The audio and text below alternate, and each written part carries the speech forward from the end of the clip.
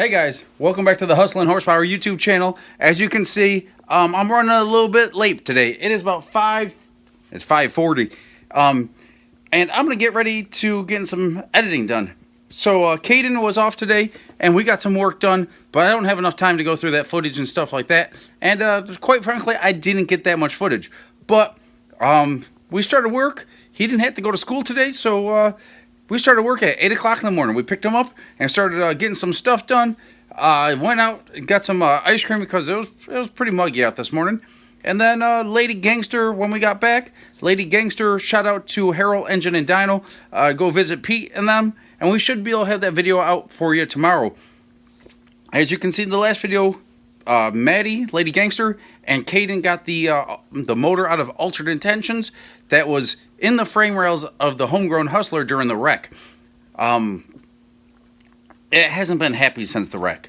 There's something going on with the oiling on the car. I'm not exactly sure what it is. I went through it a couple times, and there's something different. I'm not exactly sure if it's something the way I did the motor in this chassis, as far as the positioning of it and stuff like that. If it's starving itself of oil, if there's something that got upset or something like that. But they're going to go through that diagnosis, and Maddy will probably be heading back over there tomorrow to do a little bit more filming. But today, Caden and I went through, and I taught him how to do some bars and stuff like that. And then we did a little bit of work on the trailer that we have for sale. We're putting our 3-car stacker up for sale. That's just a frivolous thing. And if I sell that, I'm going to go buy a 34 or 36 foot tag trailer and put the rest of that money into my pocket slash have a couple things that I'd like to have on the Natural Born Hustler, that we might call this new project, that I'd like to have on that. So that is a possibility, but we're going to get into this video here. And thank you guys, I appreciate it. I'm going to basically talk about how I go and do a little bit more detail of making a duplicate bar. So guys, I appreciate it. Yeah, here it comes. I'm going to get to editing. Welcome back to the Hustlin' Horsepower channel. So I'm not exactly sure where this is going to fall in line with the series of videos and stuff like that, because the producer of Hustlin' Horsepower isn't all that great. This guy, I guess you could say. But some of you asked a little bit more detail about the toilet roll trick. Okay, so this is it basically fits an 1 5/8" tube pretty dang well. This is an inch and a half 058 wall, because it is our secondary door bar. As you can see, I guess I'll take this out. Secondary door bar. It's got a pretty long profile here. As you can see, it's not all gitchy. It's all not all gotchy. It's not all screwed up looking. The ears are they have to be tapered back to be able to fit into the number 1 bar and the main bar. So this sits in here basically like I don't know how this video is going to work out. So basically it sits like this on this angle when you're going to notch it. Okay. Damn it, I did that okay thing again. I need to go take a public speaking class or something like that. But the hardest thing about doing these YouTube videos is knowing the audience. And when I'm talking to someone face to face, it's a whole lot easier because I can see your reaction. And right now, the only reaction I can see is my own reaction. And, you know, it makes it a little bit difficult to see if you guys are following along. And I gotta admit, my brain works a little bit differently than most, and I think about things differently than most, and it does have its benefits, but it also has its drawbacks. So, getting back to it, we'll walk you over there at some point, but it's raining out there right now, so I just decided to do this video inside for you. So, this is a secondary door bar. Our main door bar is 1 5/8" 083 chromoly. I'm doing the whole car out of chromoly because it will certify as an advanced, not advanced ET, but faster than mild steel. Mild steel is only certifiable to 7.5 seconds ET in the quarter mile. Chromoly is certifiable to all the way to like fast, okay? In a door car with a factory style front suspension and stuff like that, being a 25/3 style chassis is good to 6.5 seconds in the quarter mile at whatever, 3,000 pounds, 3,200 pounds.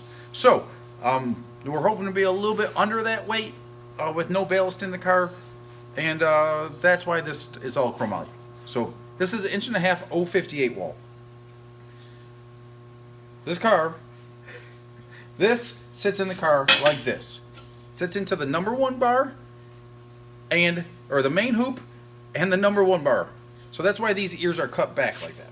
So, getting back to this deal here. I'm going to split this guy in half. Because, before I put it on there, I guess, you can see it's kind of sloppy in there, right? So I'm going to split this guy in half. You dancing back there, sleepsters? My top fuel guy, my top fuel crew chief back here is out here trying to make jokes. They try to do that occasionally. You're teaching people, and I'm fucking with you. Sorry. I ain't teaching no one. Edit. Radio edit. Sorry. I ain't teaching no one nothing. You are. I'm trying to. Good, buddy. I'm no good at this stuff. You're sharing. You're sharing the wealth. You're spreading the disease. I don't got no wealth to share. I'm a broke racer. You're spreading the disease, man. That's what you're doing. That's good. Spreading the disease is good. I'm worse than Future Faut. of our sport. I'm worse when it comes to this stuff. Yeah, you got to spread the disease. I gotta edit that out of there. You don't have to edit nothing. You're spreading the disease. I'll get demonetized if I do that. Because we need the future. It's a dying sport. Love it, kids. Be safe. Run hard. Learn from Nick. Don't learn from me. I don't have the best. I got a good win-loss percentage, but I haven't won too many big races. You're gonna. I mean, if we had no good luck and no bad luck, if we just got out what we put in, we would have done all right. But hey. You're gonna win. Oh. And you're paying it forward. And have fun. But we're gonna. Hell, I pay it forward when I don't even have nothing to pay it forward with. It don't matter. Somebody paying it forward with you, right? I guess so, yeah. Yeah. Somebody got you started. And then they got that little brain turning, that little squirrel cage running. Well, I took it and started running with it. And look at you.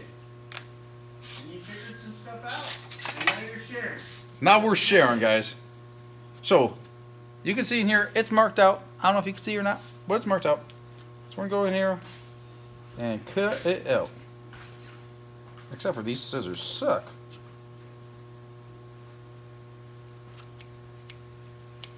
I need to go get my good scissors.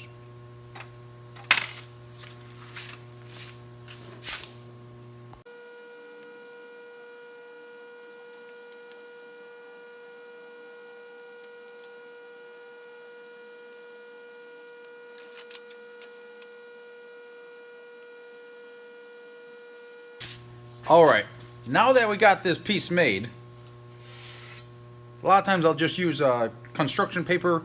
When I'm doing a car, I normally cut out strips that are 6 inches long because you generally don't have a piece of tubing or a notch that's longer than 6 inches. This is a long one because it has a very shallow angle as which it lays on, because the door bars, just the angle that it works on. It's a very shallow angle, so this thing lays down, you know, basically on an angle like that in the car.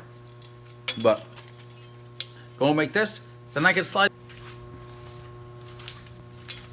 And I'm back.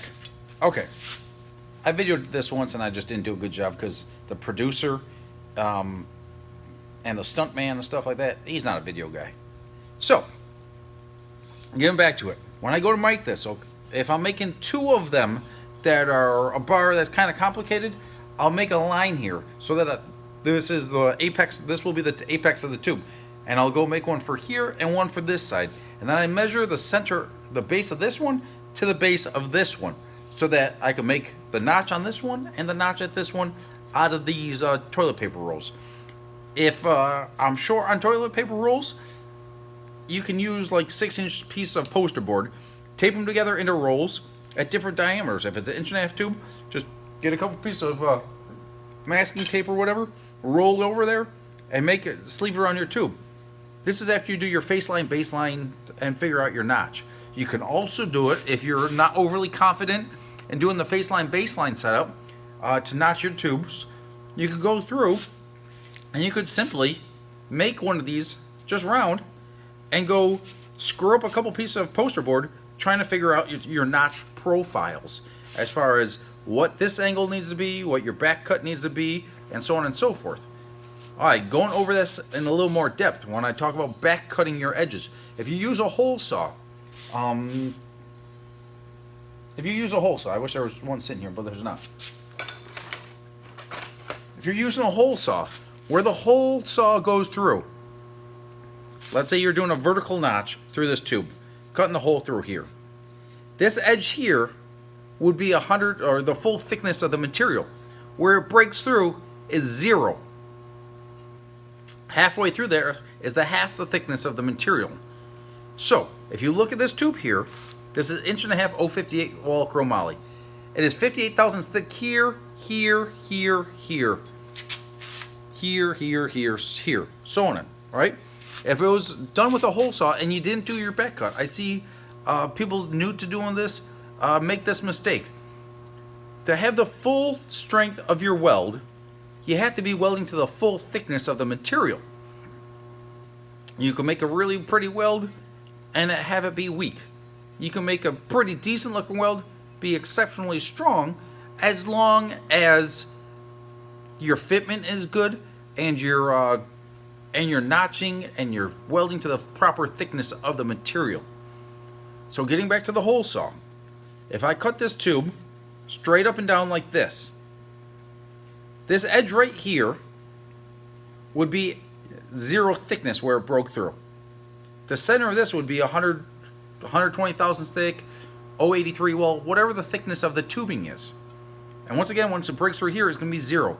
Halfway into that radius would be half the thickness of the diameter. So if you didn't go through and back cut this to get the full thickness of the material, it's going to be a compromised weld. It just is what it is. There's nothing, when you TIG weld, like this is exceptionally thick filler rod. This is 3/32. Generally, you don't need 3/32 for like 083 chromoly. You'd use like 16th filler rod. You could use something like 3/32 for mild steel. This weld right here puts out a weld that is very, very small. It's not large like a MIG weld. If you're welding to this piece right here with a weld that's like nice and thin like that, and you don't have that full thickness of material there, it's going to break. Like, it's going to break. I literally pulled out the bars of a car that I was helping a guy out on by hand because the fitment was junk. Like, just, it was awful. Like, dangerous. Like, the guy, like, very well could have died and probably would have died because that thing was hideous. So, not to say it that way, and I don't mean to be negative, but that's a safety thing that you want to see done properly. So, yeah.